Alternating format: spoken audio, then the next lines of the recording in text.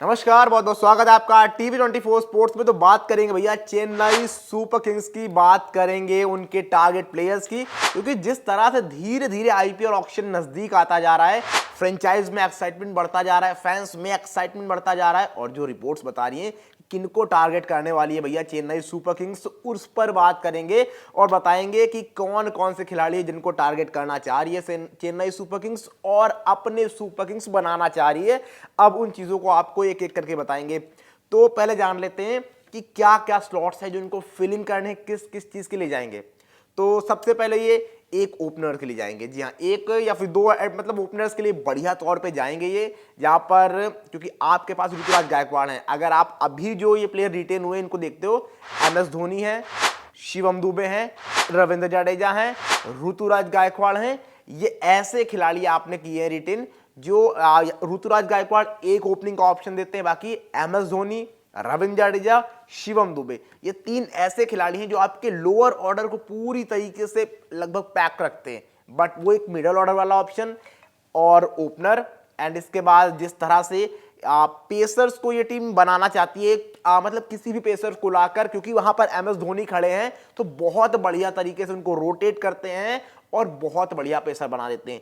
फिर चाहे वो कोई यंग प्लेयर्स हो या फिर कोई ऐसा प्लेयर जिसका करियर ऑलमोस्ट मतलब एंड हो चुका है, उसको लाकर ये टीम इंडिया में भी एंट्री करवा देते हैं। उस तरह की स्ट्रेटजी CSK के साथ रहती है, एंड हमने कितनी बार देखा है ये बहुत सारे प्लेयर्स के साथ। अगर मैं एग्जांपल दूं एक बड़ा, तो वो आशीष नेहरा है, जो इंजरीज से लगातार परेशान थे, टीम इंडिया से बाहर चल रहे थे, चेन्नई में जाते हैं और वो 2014 का आई थिंक बहुत जबरदस्त साल उनका रहता है, एंड वहां से टीम इंडिया में कमबैक होता है। तो ये कुछ होता है, एंड ये क्वालिटी स्पिनर्स के साथ भी जरूर जाएंगे, क्योंकि इनके साथ वो हिस्ट्री रही है। थिक्शाना इन्होंने रखे हैं, इनके पास एक टाइम पर ये गए थे हरभजन सिंह के साथ भी, तो उनके साथ ये जाने वाले हैं। अब उन चीजों पर बात करेंगे कि किन किन स्लॉट को कैसे फिल इन ये कर सकते हैं, किसको टारगेट कर सकते हैं। तो शुरू करते हैं ओपनर्स के साथ। दो ओपनर्स के साथ भैया, एक तो ये वैसी टीम है कि अपने प्लेयर्स को बाय बैक करना चाहती है, जिनको ये लेकर आए हैं, जो इससे पहले किसी फ्रेंचाइज में नहीं खेल रहे हो या खेले भी हो, तो जब इनके लिए आए हो तो अच्छा प्रदर्शन किया है अगर, तो ये उनको बाय बैक करना चाहते हैं, ये उनको अपने खेमे में वापस लाना चाहते हैं। तो मुझे लगता है कि they will go for Rajendra Ravindra. जी हाँ, राजेंद्र रविंद्र को बहुत सस्ते में ले आए थे पिछले साल, मेरे ख्याल से 2 करोड़ के अप्रॉक्स ले आए थे, और मुझे लगता है यहां पर फिर से उनको बाय बैक करना चाहेंगे। अब क्या वो RTM से मिलेंगे या फिर ऐसे ही कुछ भी हो, शायद ये उनको बाय बैक करना चाहेंगे। अगर नहीं मिलते हैं या महंगे प्राइस में जाते हैं या उनको नहीं ला पाते हैं, then they will go for, आप जिसको एक ओपनर के तौर पर और देखते हो, आपके ही प्लेयर हैं, उनका नाम है डेवन कॉनवे। जी हाँ, डेवन कॉनवे ने आपके लिए जितना किया है, बेहतर प्रदर्शन किया है, तो आप उनको मुझे लगता है कि ऑब्वियसली लाना चाहोगे, अपनी टीम में शामिल दोबारा से करना चाहोगे, तो वो एक ऑप्शन आपके साथ हो सकते हैं। और इसके अलावा अगर आप किसी और को देख रहे हो, किसी का करियर आप फिर से रिवाइव करना चाह रहे हो, तो आप डेविड वार्नर करवा सकते हो। जी हाँ, डेविड वार्नर उस लेवल के प्लेयर हैं कि दुनिया भर में कारनामा किया, IPL में भी कारनामा किया है, और इस तरह के प्लेयर्स को CSK वाले भैया लाना पसंद करते हैं कि लाओ 34-35 साल का जब प्लेयर हो जाए एंड उसका सडनली करियर रिवाइव कर दो। तो उस तरह की कहानी हो सकती है कि डेविड वार्नर को भी ये टारगेट कर सकते हैं। अगर इनको ओपनर एक बढ़िया तलाश रहे हैं, ये टारगेट कर सकते हैं जैक फ्रेजर मगक को। हालांकि वो कितने पैसे में आएंगे ये एक बड़ा सवाल रहेगा, क्योंकि पैसे उन पर लगने वाले हैं जिस तरह से वो अपनी छाप छोड़कर गए थे पिछले IPL में। तो ये कुछ ऑप्शंस आपको नजर आएंगे एक ओपनर के लिहाज से। अगर चाहिए ये भी कुछ नहीं मिलता है, तो अगर अब हम और बात करते हैं एक और ओपनर की, वो है ईशान किशन, जिन पर शायद इस समय किसी की नजरें नहीं है, लेकिन ईशान किशन मुझे लगता है क्योंकि वो सेकंड स्लॉट में आ रहे हैं, पहले स्लॉट में नहीं आएंगे, तो उनके लिए आप जा सकते हैं। क्योंकि आप पहले तो ऋषभ पंत, KL राहुल या श्रेयस अय्यर, इन लोगों को टारगेट जरूर करना चाहोगे और करोगे मुझे लगता है। बट अगर नहीं मिलते हैं, वो मिल जाते हैं तो इससे बढ़िया चीज नहीं है आपके लिए, लेकिन नहीं मिलते हैं तो ईशान किशन वो बहुत बढ़िया ऑप्शन होंगे, जो शायद बाद में आएंगे, तब तक फ्रेंचाइज का पैसा खर्चा हो चुका होगा। Then Ishan Kishan will be a good option for your team. और जिस तरह से वो गायकवाड़ के साथ ओपनिंग भी कर सकते हैं, आप उनको मिडल ऑर्डर भी ट्राई कर सकते हो, विकेट कीपिंग का ऑप्शन आपको देते हैं, एक बढ़िया इंडियन प्लेयर है, तो उनके साथ आप जरूर जाना चाहोगे मुझे लगता है, अगर ओपनर्स की हम बात कर रहे हैं यहां पर साफ तौर पर। तो अब इसके बाद जब दूसरे स्लॉट पर बढ़ते हैं हम, जो कि आता है इनके लिए स्पिनर्स का। यहाँ स्पिनर्स की भरमार है इस बार, और स्पिनर्स आप रखते हो क्वालिटी, आपके पास थिक्सान आते, मुझे लगता है उनको बाय बैक करने का प्रयास किया जाएगा। और अगर उनको भी नहीं लाते हो आप, तो इस बार रविचंद्रन अश्विन है, जो बहुत सारी रिपोर्ट्स हमें सजेस्ट कर रही हैं कि ये टीम जाएगी भैया अश्विन के साथ, क्योंकि अश्विन जो सीएसके की बहुत सारी जो उनकी एकेडमीज होती हैं लोकल लेवल पर चेन्नई में, उनके साथ लगातार टच में बने हुए उनके साथ हैं। तो सीएसके का यानी पूरा का पूरा प्लान है कि अश्विन के साथ कंटिन्यू करना है, and they will go for Ashwin. हालांकि अगर नहीं मिलते बिकॉज ये ऑप्शन है, तो आप चाह कर भी जरूरी नहीं कि उनको पा सको, नहीं मिलते हैं तो फिर आपके पास और भी ऑप्शन है।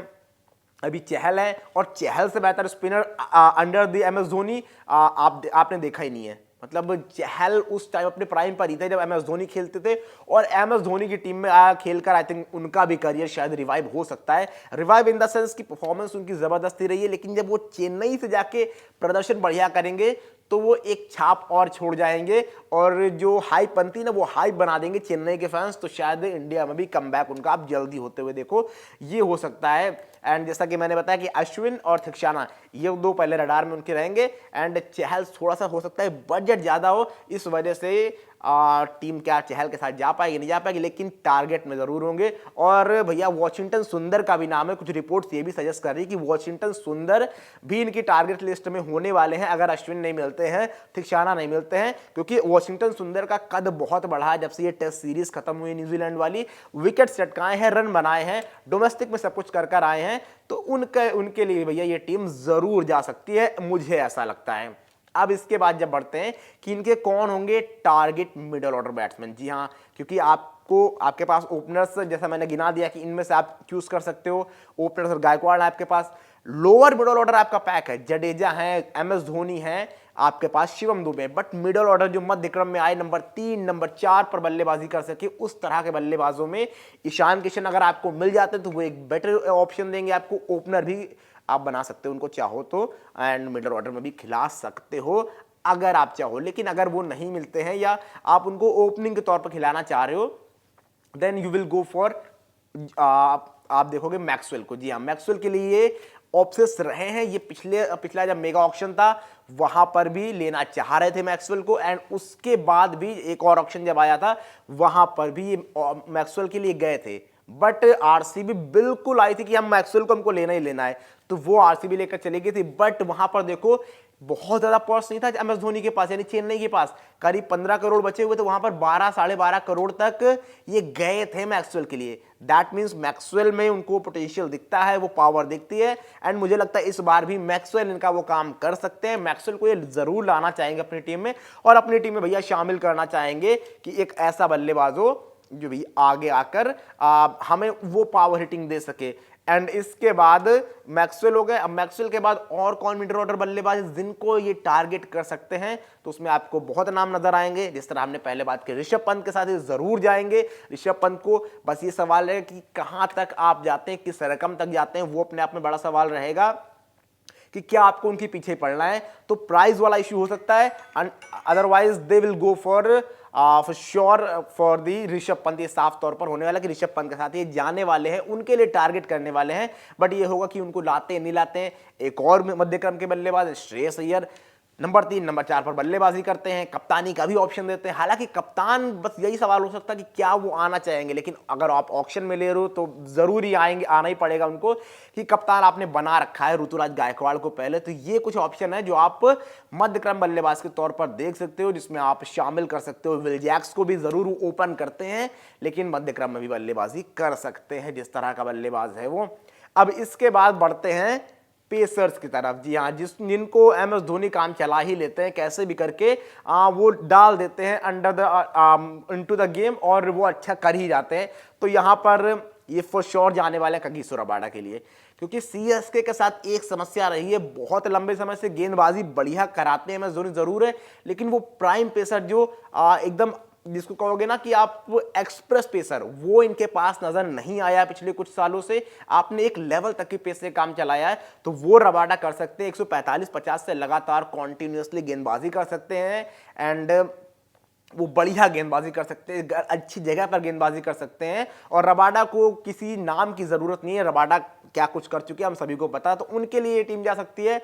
And they will go for I think Bhuvneshwar Kumar के साथ भी जा सकते हैं। ये भुवनेश्वर कुमार वो प्लेयर है जो करियर हम देख रहे हैं कि अभी एंड होता हुआ नजर आ रहा है, लेकिन सीएसके जा सकती है। सीएसके ऐसे प्लेयर्स के साथ जाता है, प्लेयर्स को टारगेट करता है और मुझे लगता है कि इनको भी टारगेट करने वाले हैं और भुवी को चेन्नई सुपर किंग्स का ये किंग्स बनाने वाले हैं और एम एस धोनी के अंडर ये दोबारा से एक बार भुवी आने वाले हैं। मुझे लगता है कि सरप्राइज बहुत ज्यादा मत होइएगा कि अगर भुवनेश्वर कुमार आपको नजर आ जाते हैं सीएसके में, तो ये पूरी की पूरी कहानी हो सकती है। एंड इसके बाद कुछ और पेसर्स जो हैं जिनको ये टारगेट कर सकते हैं, ये बाय बैक करने का प्रयास कर सकते हैं साफ तौर पर दीपक चाहर को। जी हाँ, दीपक चाहर इनके लिए बहुत बढ़िया प्रोस्पेक्ट रहे थे, हालांकि पिछला सीजन बहुत उतना अच्छा नहीं रहा था, पेस भी कम हुई है, इंजरी का सामना लगातार करते रहे हैं, वो एक बड़ा कारण था। लेकिन ये team loyalty is a royalty में बिलीव करती है, तो वो मुझे कहानी लगती है कि ये बाय बैक करना चाहेंगे दीपक चाहर को। उनका बनाया हुआ लड़का है, कहेंगे भैया हमने बनाया था, हमने इसको लाया था, तो इसको हम फिर से लेकर आते हैं और ये उनको लाने का प्रयास करेंगे, मुझे लगता है ऐसा। बाकी कुछ और पेसर्स के साथ जा सकते हैं ये जो इस ऑक्शन में नजर आने वाले हैं। क्या ईशांत को ला सकते हैं इस तरह के अगर पेसर की हम बात करते हैं? हालांकि ईशांत का मुझे मुश्किल लग रहा है कि ईशांत, क्योंकि ईशांत बहुत टाइम से रिटायर्ड हो चुके हैं, लेकिन क्या यहां पर लाया जा सकता है? क्या उनको अपनी टीम का हिस्सा बनाया जा सकता है उस तरह के पेसर्स की? क्या जेराल्ड कोजी की तरफ जाया जा सकता है? इस तरह के पेसर हैं जिनको सीएसके टारगेट कर सकती है और अपनी टीम का हिस्सा बना सकती है। तो ये भैया पूरे के पूरे स्लॉट थे जहां पर इनके target players, spinners, openers and इसके बाद मिडिल ऑर्डर बैटर्स और पेसर्स। जी हाँ, ये 4 के 4 टारगेट पॉइंट्स हैं जिनको सीएसके टारगेट कर रही है और इनमें से कुछ प्लेयर्स की तरफ जाएंगे वो और अपनी टीम का हिस्सा बनाने का प्रयास करेंगे। ये कहानी होने वाली। बाकी आप बताइए कि आपको भी लगता है कोई और ऐसा नाम है जो मैं भूल रहा हूं शायद, क्या उसको टारगेट कर सकती है सीएसके? क्या उनको अपनी टीम का हिस्सा बना सकती है? तो जो भी आपको लगता है जल्दी जल्दी कॉमेंट करके बताइए क्या है आपकी राय।